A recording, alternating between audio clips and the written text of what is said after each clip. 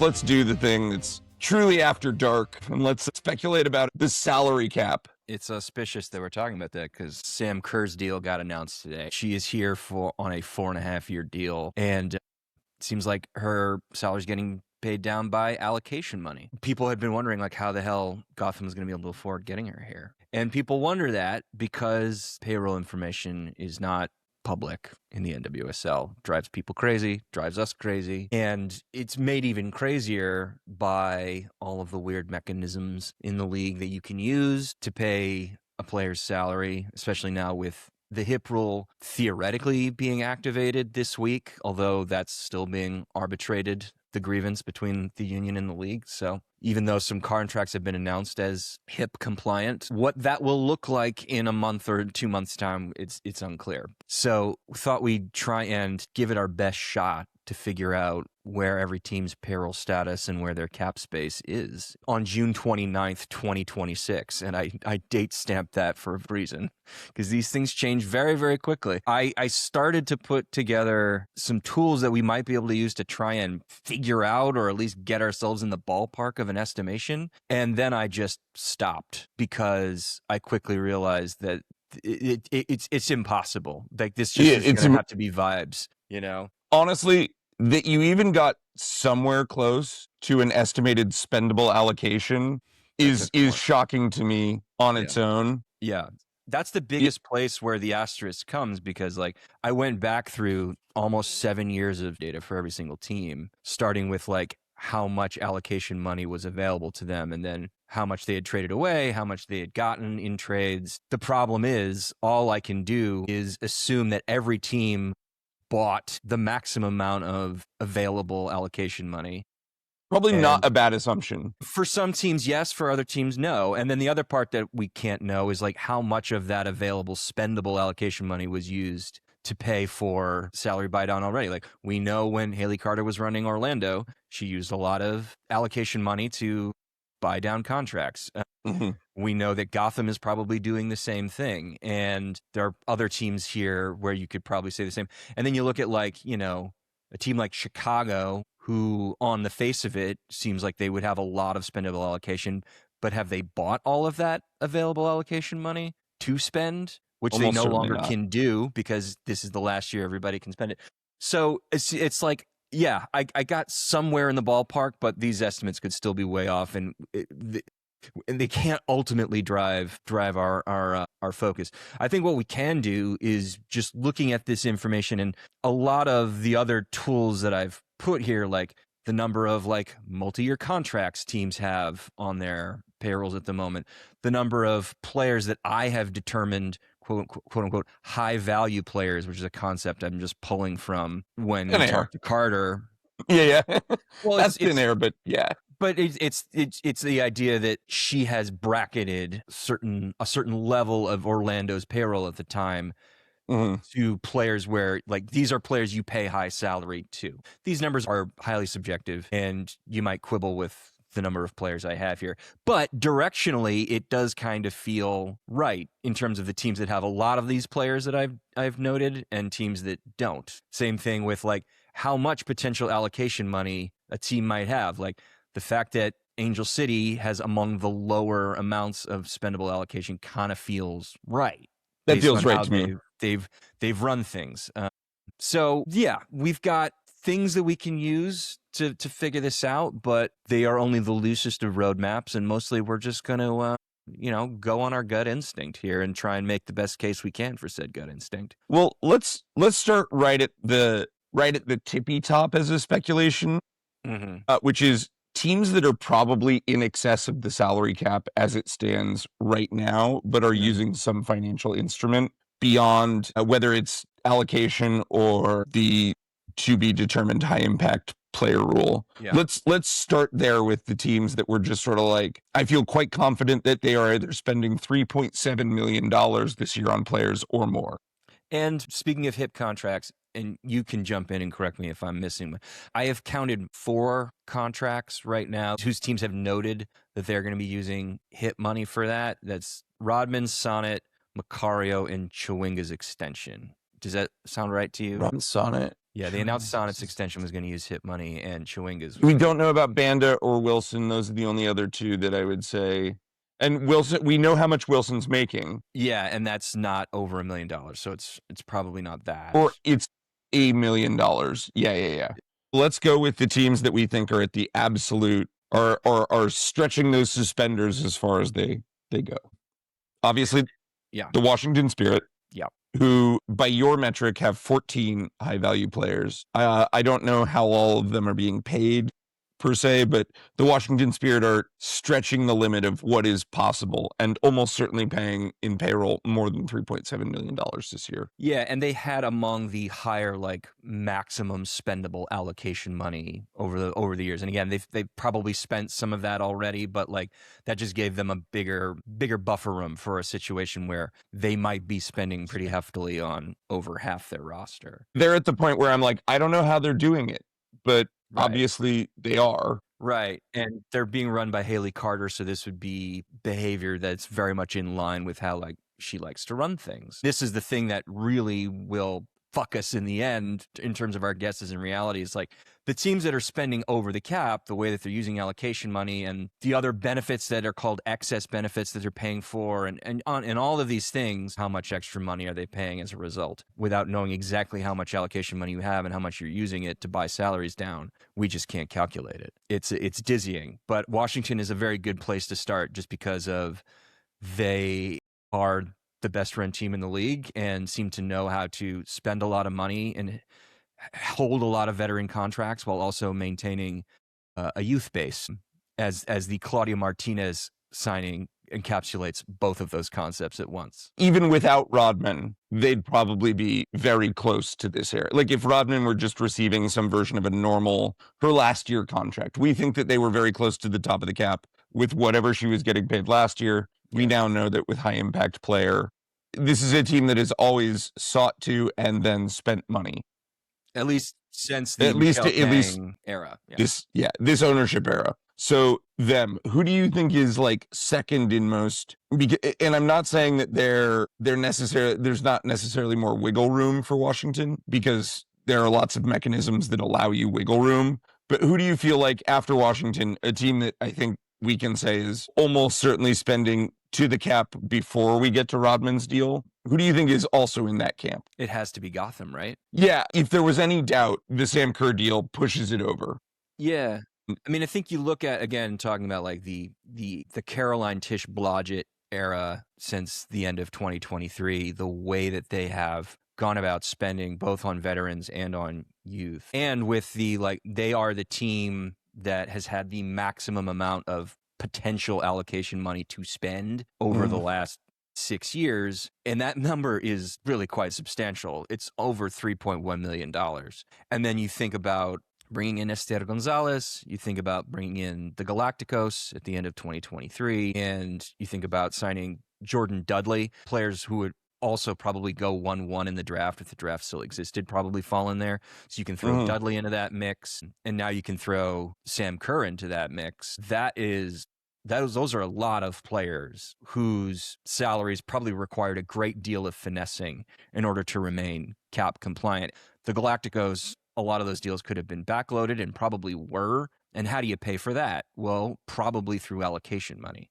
And as you say, we just got word before we started recording that Kerr's contract is being paid by allocation money. That $350K that they got from moving Lily Reel to Boston, especially since that money can actually be spent until the end of next year, as opposed to the end of this year, because it's expansion allocation money, makes a lot of sense. The Sonnet re-signing, even she would still leave them a fair amount of HIP money, no matter what they've offered her. I think that everyone would like to make the Sam Kerr situation work. I personally think I would not have signed Sam Kerr to anywhere near as long a contract. And we'll get into the specifics of like, was this a good idea or not for Gotham when we get back on main feed next week. But yeah. The point is, she's going to be expensive. She's going to be expensive, and she might not play that many games, I think is the negotiation you're making right there. That's right. And so I suspect Gotham is right at their personal limit. And Yeah. And moving Lily Reel is sort of like a solid example, to your point, of what it looks like to be at the limit and try to squeeze something in. You actually do need to shed to buy. Yeah, and the concept of what I'm calling high value player, as I've noted, expands beyond normal sounding superstars. Bruninia is probably being paid very well. I've already mentioned Esther, like Guro Reiten, besides her age, is probably being paid very well. Ann-Katrin Berger, besides her age, is probably being paid very well. And then on the other side, you know, Jaden Shaw, being as young as she was coming into the league and also now being a U.S. women's national team regular, is probably being paid very well from the last contract that she signed. She's on good wages. Midge Purce's last contract was for really solid money. On and on and on. Like, this is a very expensive group. So it's good that they had so much potential allocation money to spend, because otherwise it just doesn't make, you know, it actually makes no sense. We would get a story in October like we did from Angel City a couple of years ago saying that they were being fined, you know, for not being in cap compliance. Yeah, the one thing that you can feel good about Yael Everbush West is that I am certain that they have been cap compliant the entire way. It strikes me as a thing that she would not be careless about. So now we get into some interesting space, because those are the only two I think we can say, like, for sure, these are maxed out teams. These are teams that really do need to shed. Yeah. Probably to add or need some sort of like tool.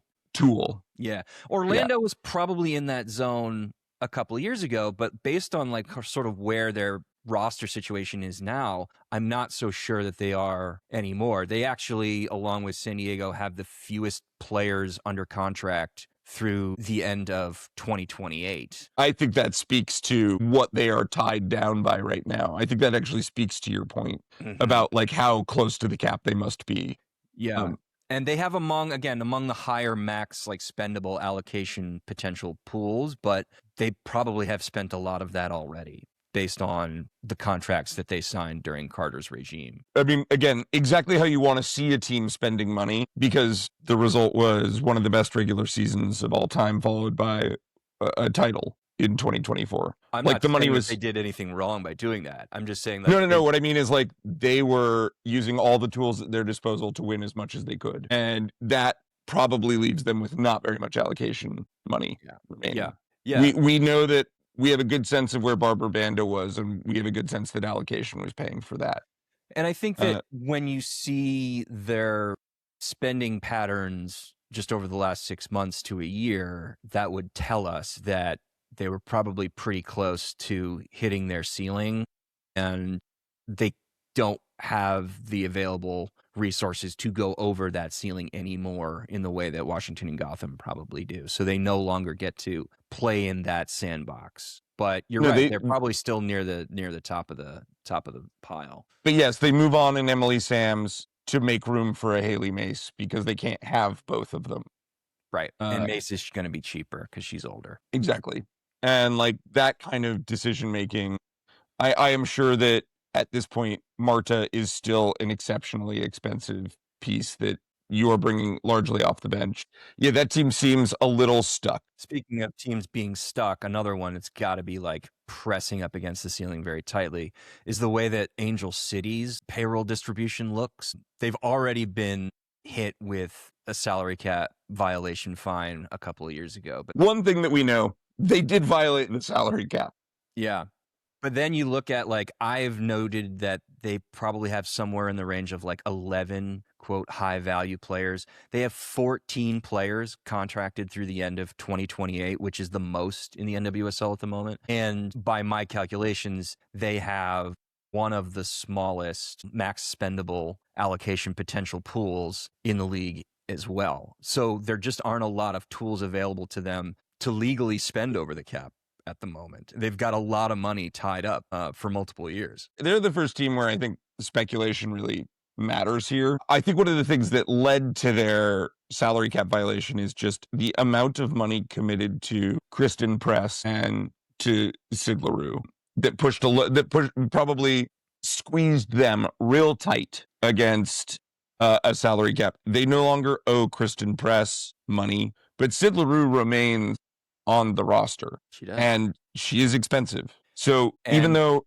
you may be asking where on the field this value is, and Angel City's front office is asking the same thing. Sid LaRue is eating a huge amount of this cap space, theoretically. As theoretically is their newest signing, Allie Sentner. Yeah, Allie Sentner, who we'll obviously get into on main feed. She's contracted for another 3.5 years. And given her age and her U.S. women's national team status and her continually baffling reputation among people in front offices and on coaching staffs, she's going to be very expensive. We haven't heard anything about whether or not her contract is being HIP activated. But even so, no matter whether it is if it is, that's horrendous business. Again, we'll get into it next week. We'll get into it on main feed. But like, if she is forcing Angel, if she's the high impact player, whoa is Angel City. But look, I mean, Sentner, Ari Borges, Feindis Jonsdottir, June Endo, Hina Sugita, like these are not cheap players. I don't think any of those are like breaking the bank in the same way, but they are in total expensive. That's it. Not one single of those moves would be a problem. But if you buy my argument that there's 14 of them on this roster, that adds up really, really quickly. The contracts are so long and your available allocation pool was kind of small. And if you spent any of that money already, it's even smaller. They're in a really tough spot to try and make sure they stay under that $3.7 million line. To put a number on it, I would be surprised if like Ari Borges is making more than $300K a year. I would be surprised. But if you have 14 of those, you're immediately in trouble. Right. And sort of that's where there are teams that, and we'll get to them later, there are teams that we kind of think might be like top heavy with a handful of players, but everyone else is on reasonable money. Yeah. I think that Angel City has like the classic bad business situation of they actually have a lot of players that are probably overpaid against what other teams might pay a similarly skilled player. Yeah, and they're spread across all the potential categories, right? Like you go from high profile internationals like Sveindis, you go to veterans who have, probably got a nice pay bump when they signed their last extension in a player like Sarah Gordon, although she's only got 1 year and a mutual option left, but still. Giselle Thompson, a very young, high upside talent who was signed as a U18er, like that last extension must have been very expensive, especially because she's now under contract till the end of 2029. Like just up and down. And like LaRue is still the albatross around your neck. And she's not done until the end of 2027 unless they cash in a buyout on her. And because no one's buying the contract. So like it's just like there's not even one area where like they seem to strategically put a lot of this extra money. It's like it's just all over the map. A lot of it's not Mark Parsons' fault and Willow Bay's fault, although some of it might also be. Like it's carryover. Like it's chaos here. Yeah, I think the players that you can really saddle, like if you want to start the criticism of Parsons and Bay, obviously Sentner, you can start this argument with like Ari Borges and Hina and as signings and potentially signings that cost you real money, and Sveindis. Those are the ones where like, okay, so those are Parsons signings. They may be among the highest earners at the team or the most expensive for the team. A different way to phrase it. Emily Sams, almost certainly expensive, almost certainly a player that Orlando, under different circumstances, would not have wanted to part with. Yeah, and we're not even really getting into like every team's net transfer spend for this year right now, simply because it's not going to get calculated until the end of 2026. And some teams that seem they have a lot of money to spend there, that won't be the case for very long, and vice versa. But when you spend $650,000 in transfer funds to get Emily Sams, that extension probably wasn't cheap. Yeah, exactly. I mean, between Sams and Sentner, they have spent, $1.5 million on transfers. And whether you think those players are worth $1.5 million in transfers, big question. And they've only recouped, the fuller of it all is just madness. That was probably an affordable player who, because of their usage, wasn't necessarily keen to re-sign, but, already a player who I think you could make a very serious argument is better than Sentner, that they shipped out for a net loss, if you consider the Sentner move as like part of the Fuller move. Yeah. But there's also ones that we can't know about. Like, I mean, under Parsons, like he signed Sarah Dorson on a transfer fee that probably wasn't very much and then moved her back out the door. But this time attached to 1.5 years of team control, which meant her transfer price was probably higher than what he paid for it. Now, is that move going to move the needle, as it were, on the overall impact of their payroll status? Maybe not. But yeah, I mean, like 3-year contract extension to Casey Fair, 3-year extension to Myra Noose, 2 No, years to I Sadie suspect Kane. those are very team-friendly extensions. They just look bad this year with this cap. Yeah. Like Giselle's 4 years, Hina's 3. Neely Martin signed to the end of this year, so that's fine. Riley Tiernan signed to the end of 2027, or rather to the end of 2028, because it was a 2-year extension on top of the original contract. Like, that's, I hope you can find a buyer in like a year's time or 2 years' time, because the way she's performing doesn't feel like that's good unlike with business. Sentner, there may be no greater fool with Riley Tiernan. Like there may be no person out there willing to pick up your bad contract. Yeah. Yeah, and again, I think the logic is really clear from Parsons in these moves. The logic is, okay, so we may be at the cap now, but the cap will raise and we'll have a lot of players under team control for a long period of time. The narrative that strikes me as most insane is the idea that this team with this talent would be a winner. It makes the sacking of Alex Strauss make more sense.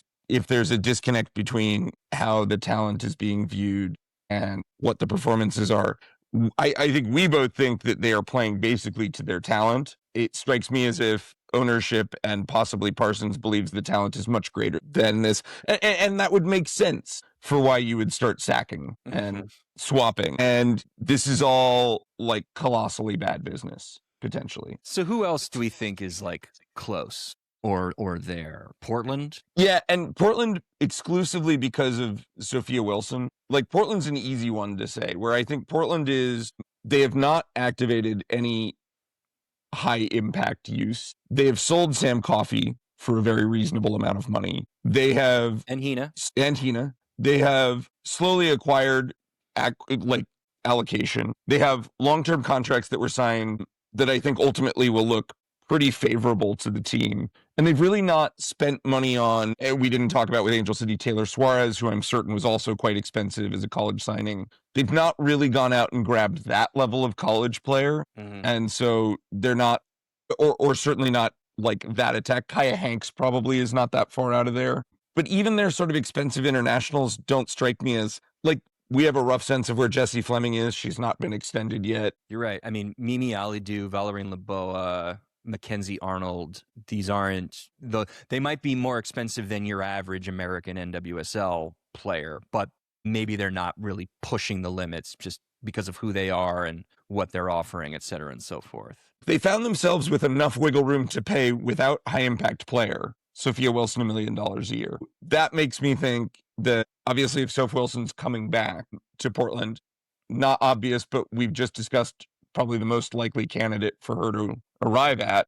That team is way more hamstrung, Angel City, than Portland. So yeah, for sure. But, you know, their allocation, like I could see them having used like some allocation money to help pay for like Olivia Moultrie's extension and Morgan Weaver's extension, and like players who, like, if this were the NFL, would get the franchise tag attached to them that they probably want to keep happy. But I mean, the franchise tag only works for one season, but yeah, your point is you know a what I good mean? one. Like these are players who they see as like thorns players, and they want to keep in house for a long time. So that gives the players leverage to ask for more money. Of what I am guessing was like a $2 million potential allocation pool. A decent chunk of that has probably been spent. But then again, fewer high value players overall that I've identified. Far fewer like 3+ year contracts on the books at the moment compared to like Chicago or Angel City or Gotham. So that helps. I think Portland is solidly has some room. It has a lot to do with the Bethals and where they've been willing to spend. We sort of talked about it with Fook in the preseason. It's like, are they cheap or are they being savvy? And I think the answer is yes.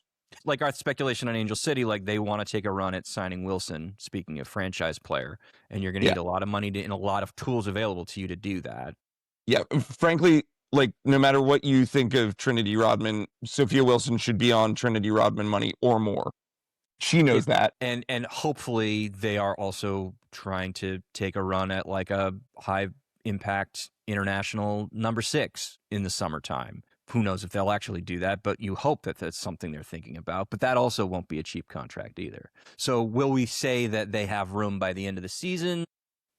Maybe, maybe not. But yeah, I take your point that like Washington, Gotham, kind of in their own category. Orlando, Angel City, maybe in their own category, and then Portland maybe starts the next category of high spend, but maybe got some flexibility. Yeah, I think that's where it's at, which is like Portland. I would bet, with not a lot of confidence, but I would bet that Olivia Moultrie is currently making, even with her extension, less money than Sid LaRue, which is like a shocking statement, but also not crazy.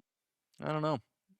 But what I mean is, like, when you think about how the money's being spent against cap, Olivia Moultrie is probably on a deal that will look good at the end of that contract because she's playing so much and producing so much. I think that you've got, obviously their attack is very expensive, and they've sort of piecemealed it around with what I think are a lot of, like, not that far above, if not just outright league average contracts everywhere else. I mean, the one thing you might say about LaRue's contract is that, like, she signed it 2.5 years ago, which means like there's probably some kind of a premium, at least relative to age and talent, that was paid just because of reputation. But still, at the time it was signed, she was almost 34 and was in decline and had the injury history. And so it probably wasn't as outrageously expensive as maybe you might fear. Well, so I don't have the confidence that you have that rational decision-making was being utilized when signing her. That is totally fair. Because I think that deal was inked before Parsons came on board. Yeah, whether you and I would have made choices that Angel City made, very. But I also think, I mean, like, Moultrie just signed her extension in the offseason for 4 years. Yeah. Like, by the way, I still think it's like, what I mean is I think Sydney LaRue is earning well too. As opposed to Olivia Moultrie, who I bet is, I mean, probably $500,000 or $600,000 a year, somewhere in there. Maybe. When we've talked about salary stuff in the past, we've always had to note as well that, like, the standards and the baselines and the benchmarks are change immediately, essentially. Like, they are just continually going up at exponential rates. What we saw as like a high earning player could be 3 times as much just after 2 years. Hard to say. Yeah, I think Moultrie probably falls in like a hometown discount as well. Maybe. Family is there. Not like this isn't her last payday. There is stability. But if what if Wilson is the bar for what Portland spent, it's easy to see Moultrie getting like half to 2/3 of that. Yeah, or they just her agent negotiated to backload the contract, and like also probably true. The cap hit is okay for 2026, but it'll be heavier later. I mean, who knows? I mean, it's funny, like, we can't help ourselves. Like, we're talking about how, like, this is all just going to have to be vibes based, but what we're really saying is, like, there are endless caveats to any possible guess. Yeah. So who do we think is sort of in Portland's class of, like, I want to say San Diego. Yeah, I do too. They have the Macario. I want to say San Diego. I want to say Kansas City. Kansas City might be in there. San Diego's got the benefit of, like, not having too many really long-term contracts. And also a lot of quality players that are probably of value again for their team. Sure. Like San Diego has been savvy. Yeah. Like, but like Byers and Armstrong were not cheap, but also not crazy. Yeah, and also, like, Armstrong was a 17-year-old center back rather than a 17-year-old attacker, so maybe you got a discount there. Were you able to save money on arguing just upside for Dudinha, or did you really have to pay through the nose to get her? Ken Zadali, expensive, but not probably so expensive. Well, that's it. I mean, like, international player with World Cup experience and coming from the WSL, which probably means Aston Villa, not Chelsea. Yeah. But that's it. But it's also Aston Villa, and she came over when she was in her early 30s, and she's a central mid, not an attacker. So did you maybe get to shave some points off of that? Sandra Panos, who we'll talk about on Main Feed next week. What does that salary look like? I mean, formerly a World Cup caliber goalkeeper for Spain, but also on the older side, and most recently in Mexico, and lost her spot, or didn't lose it, but like walked away because of the Las Quince affair and then never came back. What is that costing you? What did Gia Corley cost you coming from Germany and also being kind of young, but also only having 1 year left on her deal, and we're not hearing anything about an extension yet? Like, there is a way I think you can talk yourself into you're getting close to the ceiling here with this roster, and there are other ways where you can say Camille Ashton might have been kind of savvy in figuring out how to massage this into a place where you still have money to spend and feel good about it in the summer window. Yeah, the Macario deal aside, the one thing that I wonder if they aren't saddled by is the amount they've spent on Ludmila from Chicago. Sure, it's a long contract, and I bet it was a big one, so... And that already looks like it's not working out. What her performance has been this year is fine, but probably not tethered to the amount they are spending on her. Yeah, and like the transfer fee was huge. So the wages probably had to come somewhat commensurate with that. Yeah. So I kind of think they, maybe unlike Portland, have at least a deal that you can look to and go, ooh. Yeah, and it was a 3-year extension they signed with her when she came over. So like that probably did cost a pretty penny. It's tricky. Yeah, so I think they're in a similar camp with Portland. I think that's probably fair, but they have, maybe if we do another one of these, we just go to like what we speculate as the worst contracts in the league. Mm-hmm. Ludmila would probably already be on that list for me, no matter what she wasn't cheap, no matter what. It's a case of how much. You're getting value for the first year, and then it pretty quickly goes underwater after year one. Yeah.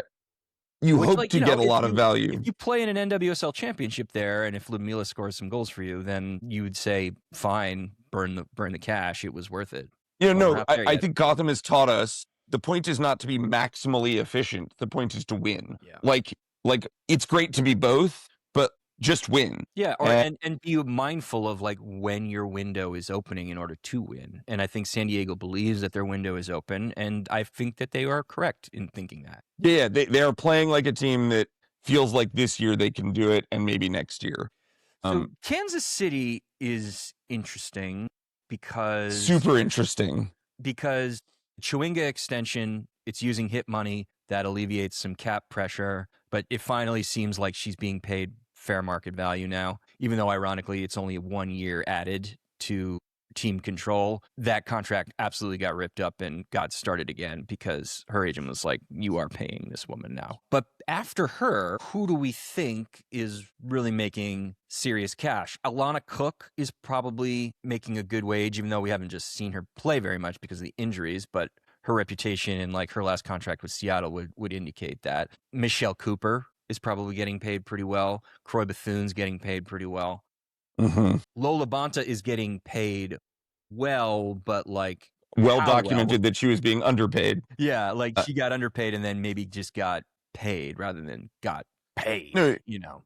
I think if you want to make the argument that Kansas City is near the cap, you start looking at who they shed after last season, and you say that like it's not like they wanted to get rid of a Haley Mace. It's that they needed to get rid of it. Or probably Hutton. Yeah.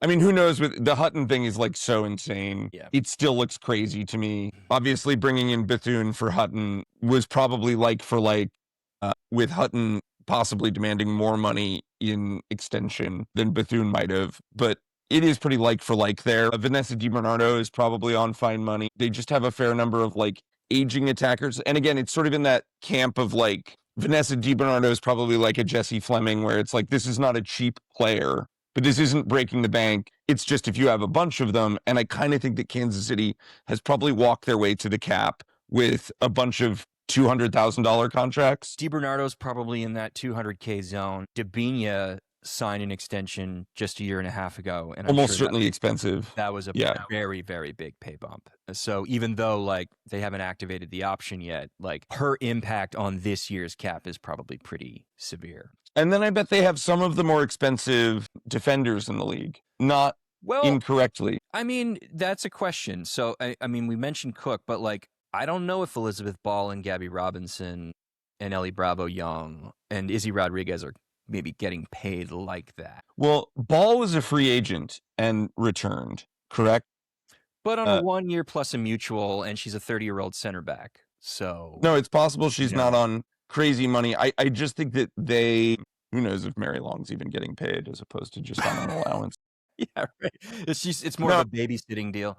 Yeah, exactly. But like, I think that you look at the structure of their roster and you say, just given the age curve, what we know about the way people are paid, I bet Rocky Rodriguez is not cheap. Well, the player I think that might really fit what you're talking about best is Penelope Hawking, who Yeah. they brought over from Bay and then immediately signed to a 3-year extension plus a club option. And given her underlying talent, now granted she hasn't gotten many minutes this year, but like given the underlying talent, given that she's only 26 and given that she's an attacker, that is a player whose salary is probably in that zone of like paid well, not paid in the absolute upper tier of the bracket, but she's just the one extra player given everybody else that you're carrying that might be requiring you to activate what I'm estimating was a potential $2 million allocation pool.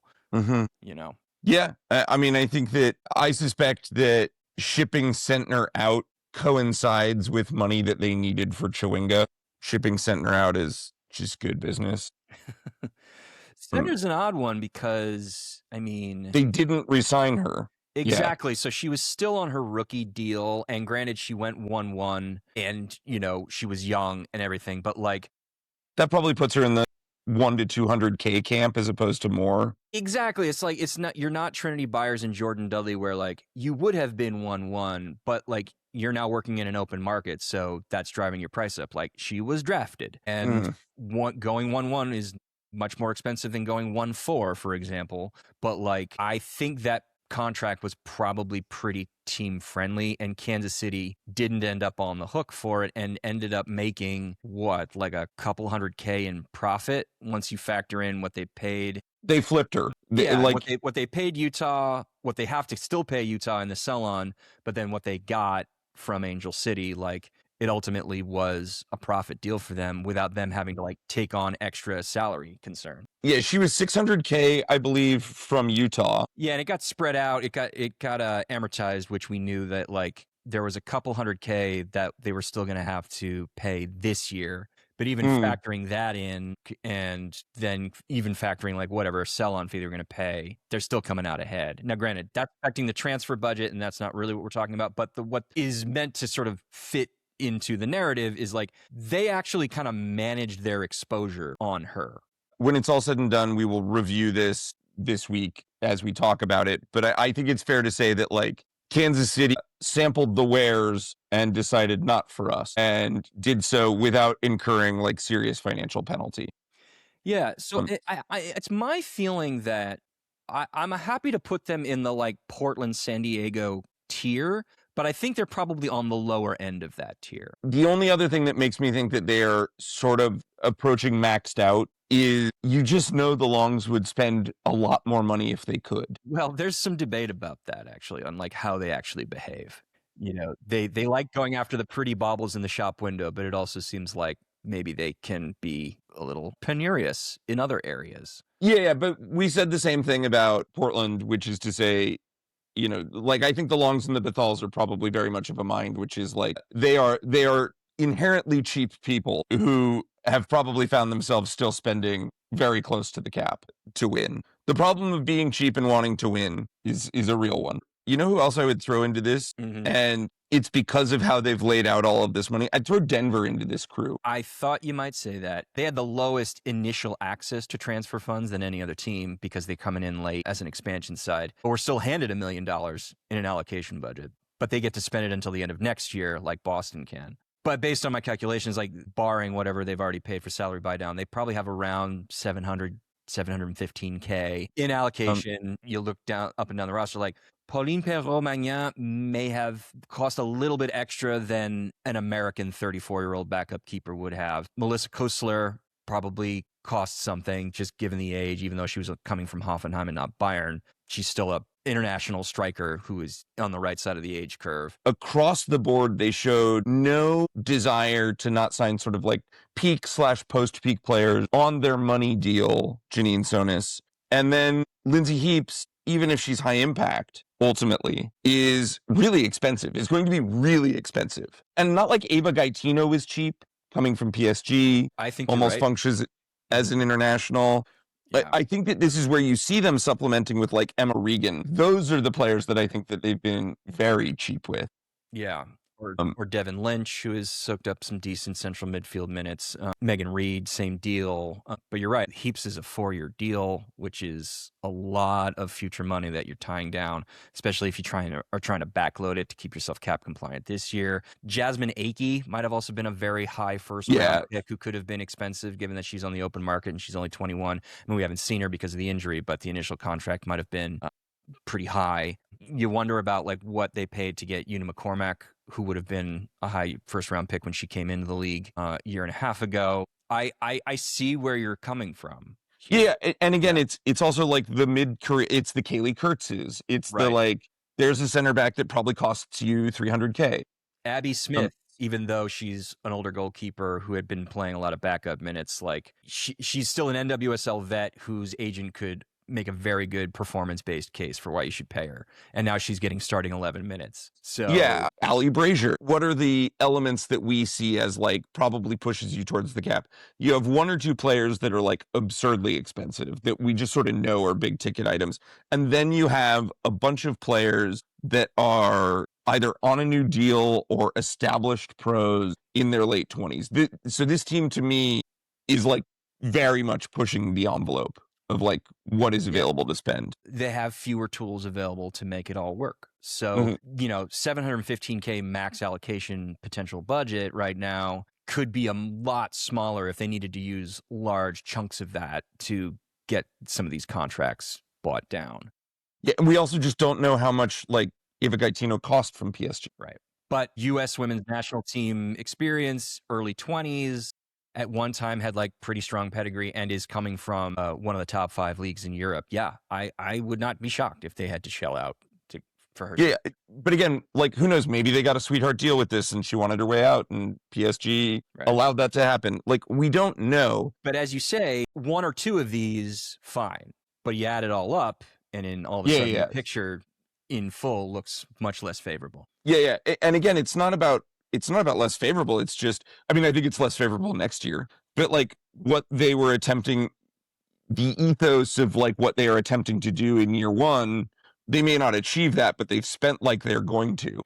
Would you make the case that they belong in the Orlando Angel City tier? Yeah, maybe, because I think that as we talked through it, I suspect they have less wiggle room than your Portlands, your San Diegos, and your Kansas Cities. I'm good with that. Again, the difference between these two tiers that we're sort of establishing, it's small, but it's basically like, could this team add another upper end of market player?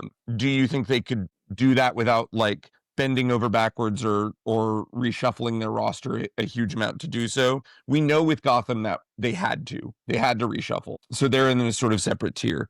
With Orlando, Angel City, and Denver, I'm in the camp of like, I think we would see some other player movement to make a big player happen. And in the case of like Portland, San Diego, and Kansas City, I'm not sure we would have to see that. I accept that argument.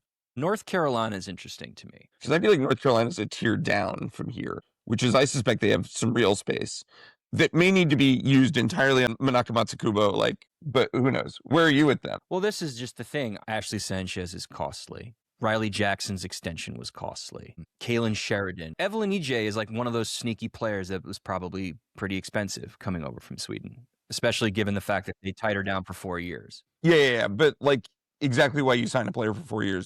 You've spent the money believing this is a good piece. Yeah, I think that they're sort of in the, look, they have a lot of players that I think are high value. How much I think those players cost. They've also been willing to shed sort of core pieces of their team, or seemingly core, and had good backups. Denise O'Sullivan probably goes down as one of the best deals the club will have ever made. They got crazy money for her from Liverpool. But yeah, I mean, but again, like there are big contracts here. Like I said, like the 2-year extension that Sheridan signed, like that's Sheridan's first really major payday since salaries started getting nuts.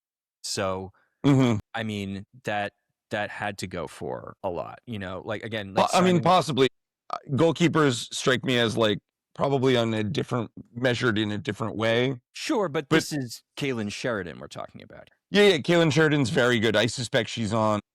I mean, if we're, again, pulling numbers from nowhere on this, I suspect she's on 300 to 400K, like, as a goalkeeper. Where would you put it? 400 seems right. Her reputation allows her to like carry a high price as well. And like, again, 2026 isn't 2024, which wasn't 2022. Like, I think they're goalkeepers of that reputation. Like, if you were trying to argue that like Anna Morehouse was maybe more affordable than you might think based on like the last 2 years of her performance, like I'd buy that. But Sheridan has rep stuff that she can really lay at Carrie Balley's feet, you know. So I'll accept 400K. I mean, I could see that being real, but it's pricey. And again, like, you know, like Feli Rauk, I think is probably more expensive than you might think.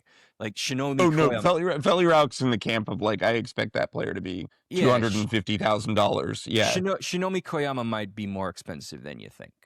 I wonder if Japanese players aren't on a slightly different scale, just given like what their domestic options are as opposed to Europeans. But who knows? Yeah, I mean, like, you know, the big teams in the big 5 leagues are available to them.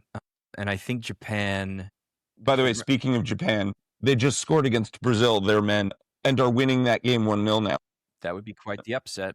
It would be the upset everyone saw coming. / will surprise low information watchers. But continue. Shinomi...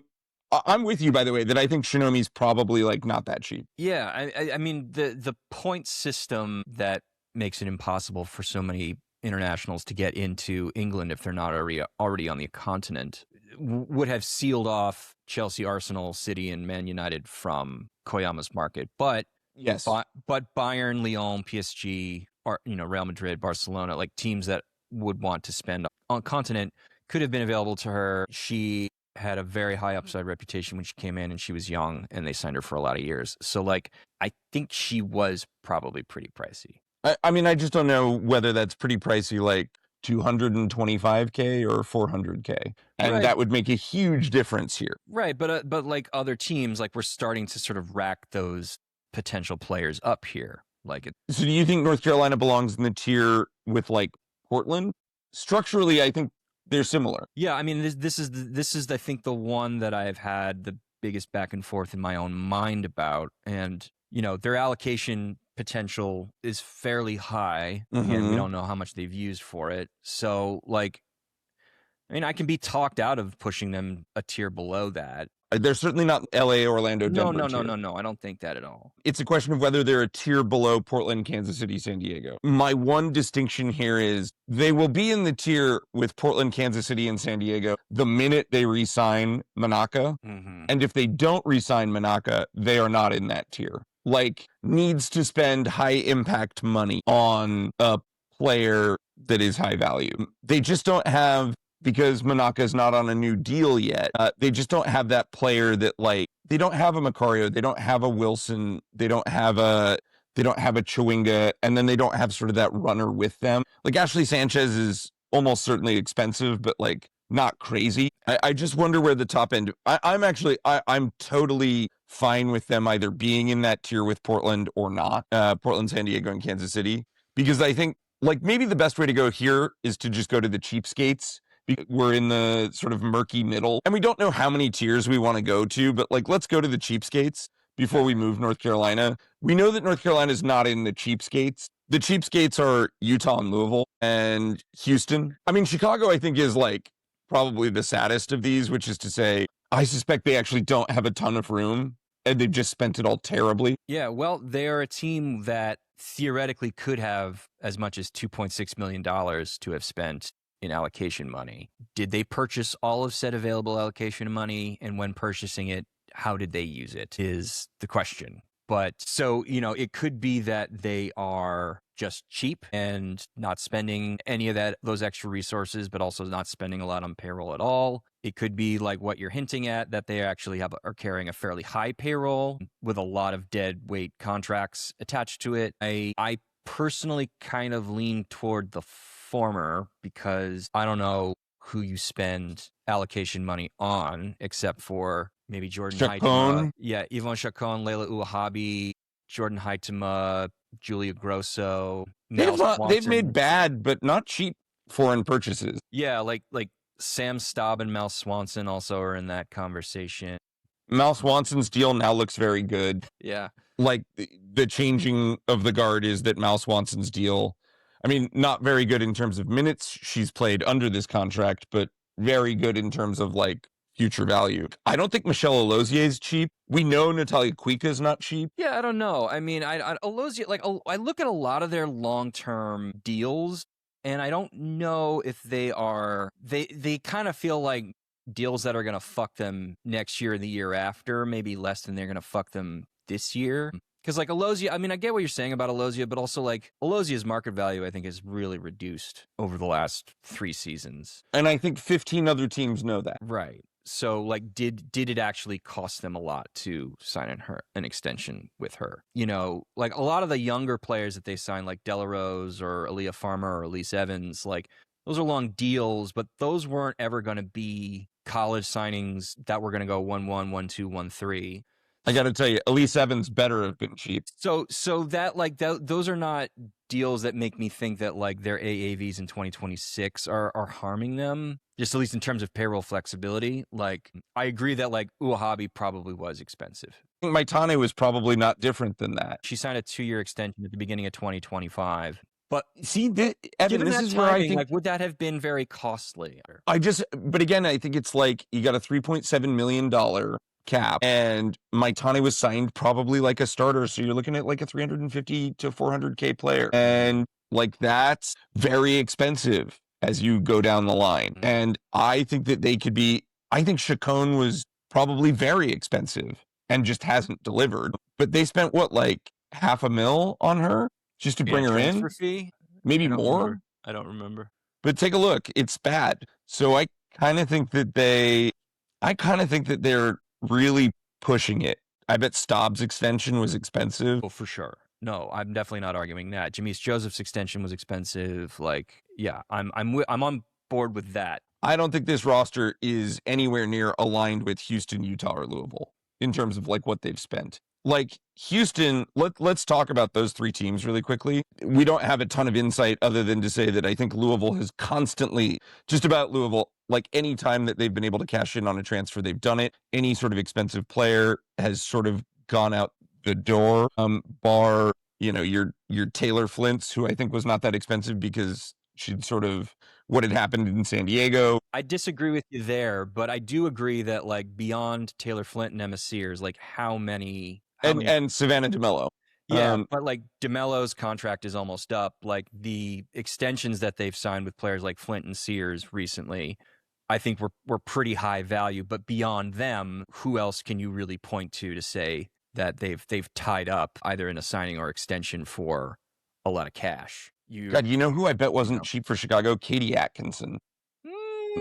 Goalkeeper who's coming off of an SEI, you know, I don't know. But yeah, I kind of just don't think this team is like Louisville, I would imagine we could put this category as like $1 million plus under the cap. I am fully on board with arguing that Louisville is not carrying a lot of salary burden. Yeah, $1 million plus under the cap. Like, and I suspect the same thing is true if we go take a look at Utah. And Louisville, when using this data that we have, what limited value it has, when seen in combination, you can tell the story, right? So like you might look at a $1.7 million potentially available allocation budget for Louisville and think, oh, well, they might be using that to buy down a lot of salary and like are spending a lot. But then when you look at, I've identified like 3 high value players, one of whom was DeMello, who hasn't played really in a year and a half, and only 7 players who were signed through the end of 2028, which is the second lowest in the league, tied for second lowest in the league. Then it suddenly looks like you're just hoarding allocation cash, or maybe didn't even buy it in the first place, you know, to use. Yeah. I think the latter is probably true.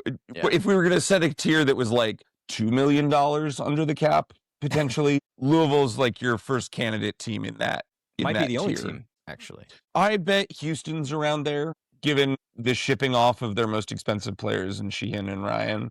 And I bet Utah is not that far. But let's just say it's the 1 million under the cap crew.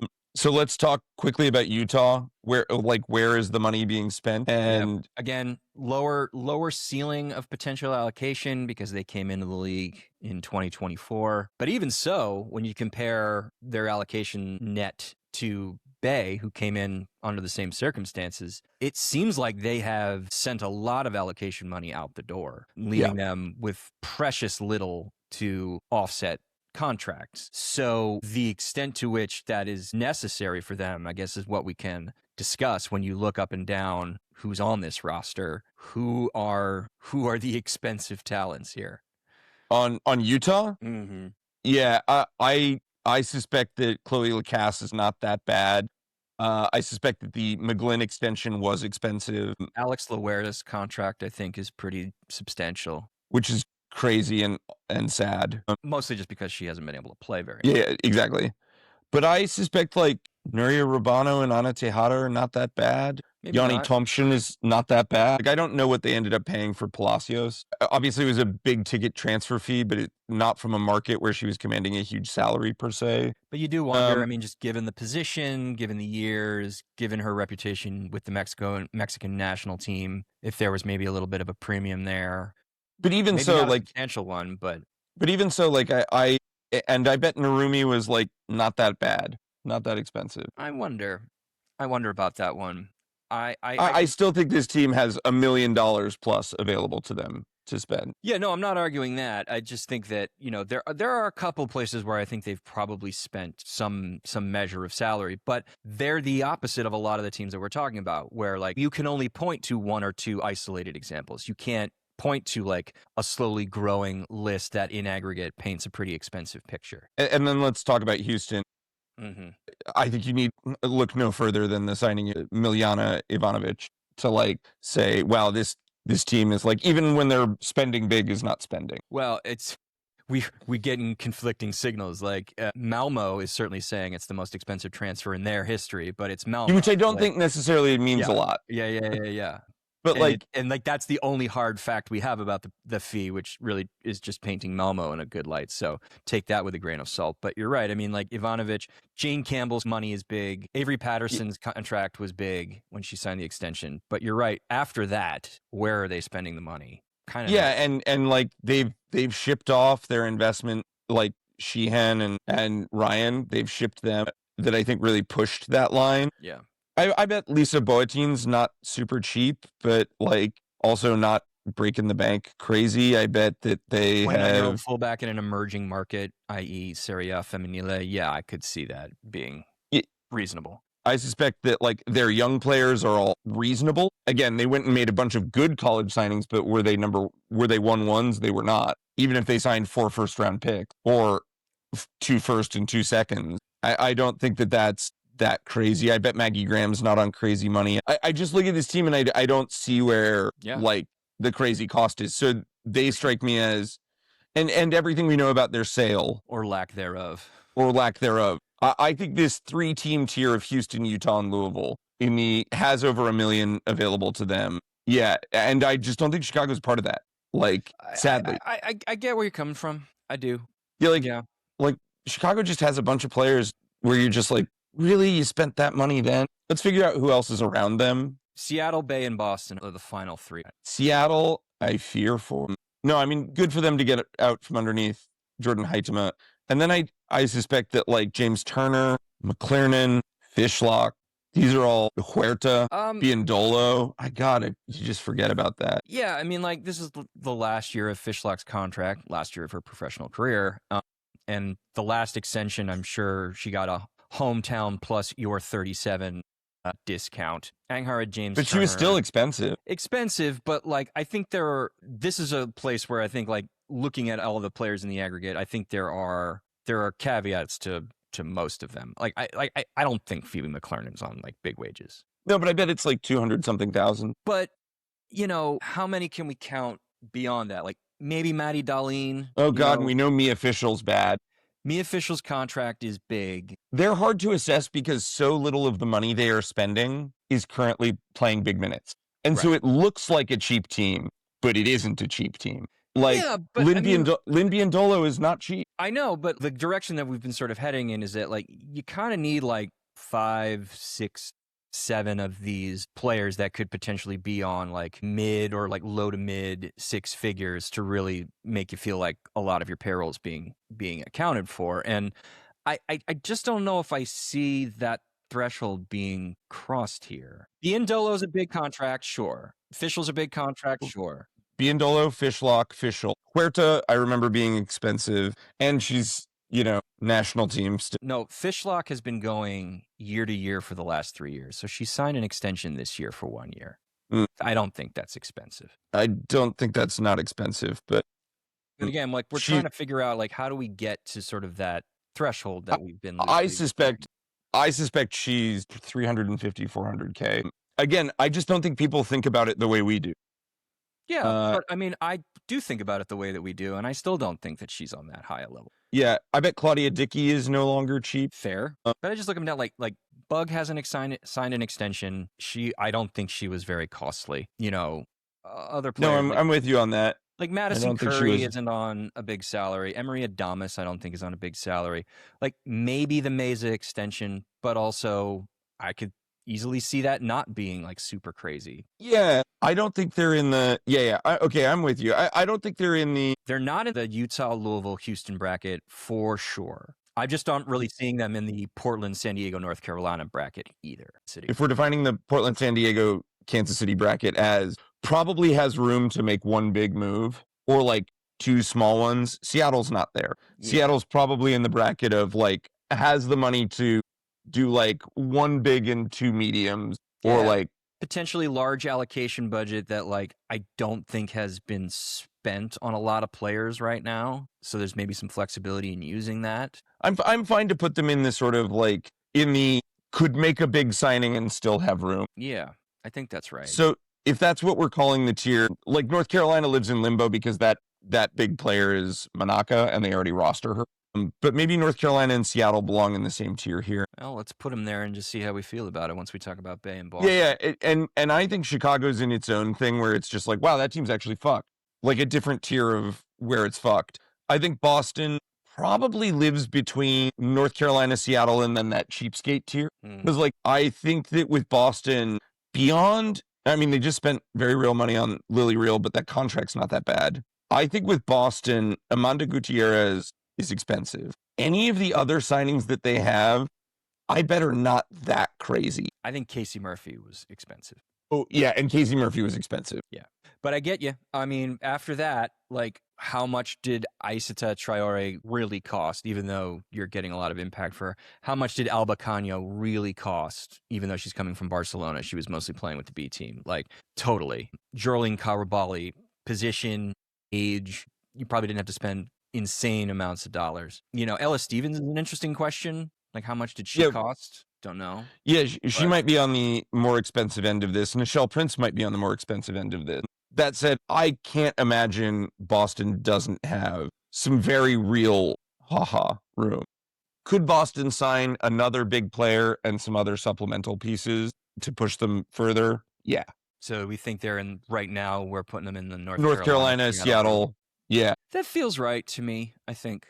They are a team that we always end up last on because it's just so depressing. Like Utah, narrower allocation budget starting late, but potentially has more money to spend given like what they've been able to bring in some of those allocation-based moves. And then what are the high money deals? I mean, Rachel Kunananji, for sure. Mm-hmm. For sure. Abby Dahlkemper, Caprice Didasco, maybe. No, but yeah, those are real.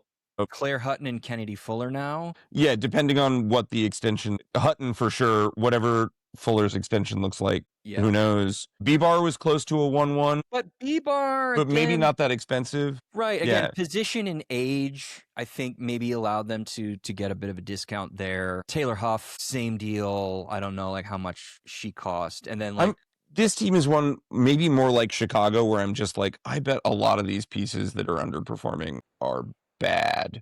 You think they're expensive? I mean, some of them. I bet Comedy is not cheap. Maybe, but again, a 30-year-old center back that you only signed for 2 years, like, again, yeah, maybe more expensive than a 30-year-old American center back, sure, but like, just how much more? I don't know. Brooklyn Courtnall and Dorian Bailey, Sydney Collins, like these are not expensive. Yeah. Contracts. Tess Bodie, Joel Anderson, Caroline Conti, like you said, Carly Lima, like Emily Menges, like I don't think they had to shell out. Your top end of the market here players are Kundananji and Dahlkemper, and that's probably eating close to $1 million right there. And Hutton, yeah. And then Hutton on top of that is probably getting you to like, I don't know, $1.3 million, $1.4 million. They feel like the North Carolina, Seattle, Boston zone to me. Yeah, I am worried that they're even more expensive than that, but let's not go crazy. Let's put them there. I mean, I would certainly hear an argument that they're like at the high end of that tier, but that tier does feel appropriate to me. I think the thing that we run into trouble with as we go through these tiers is if tier 1 is we think they're stretched to the max, Washington, Gotham. Tier 2, we think that they are also stretched to the max, but not winning right now. And not spending over the cap legally. Yeah, and not spending over the cap legally. Orlando, Denver, Angel City. Mm-hmm. The next tier of could probably afford to make a big signing or maybe 2 like modest improvement signings without like breaking the bank. Portland, San Diego, Kansas City. So I guess you could classify that tier as relatively well run. And then there's your probably could afford the same things as the relatively well run tier, but is poorly run, Chicago. Yeah, that's the right way of framing it for sure. Chicago is in a tier of its own where it's like I don't actually think they have a lot of money to spend other than their spendable allocation, which they may have never even purchased in the first place. And then they actually have a fair number of expensive parts. If the next tier is like 1 big signing and maybe 2 or maybe 1 and a bunch of modest signings, but like some real room potentially. Yeah, North Carolina, Bay, Seattle. They do feel like a half step down from Portland, San Diego, Kansas City. And Boston as well. Yeah, and Boston is in there. And then your cheapskates. Should shock nobody. I suspect Louisville is the cheapest, followed by Houston, followed by Utah. Yeah, that feels right. I mean, look, we could be wrong about some of these, but that actually feels like basically the right separation. We could be pretty off in like absolutes for a lot of these teams, but I bet that in relative terms, like directionally, we're probably pretty close. I don't think any of these teams hops more than a tier from the one we've placed them in, whether up or down. It turns out Angel City actually has the room to sign 1 more big player. Huh, interesting. Move them down a tier. They're not going 2 tiers down. That's right. And like if North Carolina like actually spent a little bit more money and doesn't have as much wiggle room, they're moving up a tier. They're not moving up more than that. Chicago is the only one I don't have an idea about other than I think it's probably bad. And what I love also is that what this should demonstrate to everybody is that the idea that analytics and being cheap are not the same thing, despite whatever propaganda is thrown your way by, NBA types like Richard Foyt's. You can spend money and win, and you can spend money and continue to win. And to Foyt's credit, you can spend money and lose badly. Exactly. But like Washington and Gotham are just these beautiful examples of teams that are like incredibly analytically savvy, make very like optimized, focused moves, but also do it with the eye toward winning games and winning titles. I'm less convinced Gotham is like analytically savvy. Their series of purchases on older players, it's terrifying the shit out of me. This is a thing that like I don't have the right answer for. We can talk about it at length, but I mean they're an interesting blend of like a lot of older players, but also a lot of very, very young players. Yeah, totally. Who are a little bit more affordable. So you can weather long, expensive veteran contracts better when you have more money to spend, potentially the way that Gotham seems to have positioned themselves. The way we've broken these tiers up does not reflect the table per se. Yeah, nor should it. So by this metric, does this mean is Angel City the worst run team in the league? Well, we've often is Chicago the worst run team in the league? I think it's Chicago. I think that's the actual answer. Yeah, of course. But then Angel City's like, I was a little more shocked than I should have been. Yeah, I mean, it's a mix of like old regime decision making mixed with new regime decision making, and so like 2 years ago, the answer would be yes, or they'd be tied with Chicago. Now, I think it's a little murkier, but at least in terms of like the state of the roster right now, no matter who's owning the team or who's running the front office, they're in funky shape, but for the fact that the roster is just very, very young. Yeah, correct. So that's the one thing that they can kind of hang their head on. It's like they got a lot of money tied up, but at least it's in players like under the age of 25. And the flip side is the older part of it is very expensive. And some of it isn't playing, and you forget they're on the team until they make social media posts. Right. Yeah. Let's call it here. And thanks for enjoying this month of After Dark, but the NWSL season is back next week. So we'll be back on main feed to talk about all of the transactions that we've alluded to in this episode, plus anything that might be interesting that happened over the weekend. We've got some sort of new ideas for what the main feed's going to look like.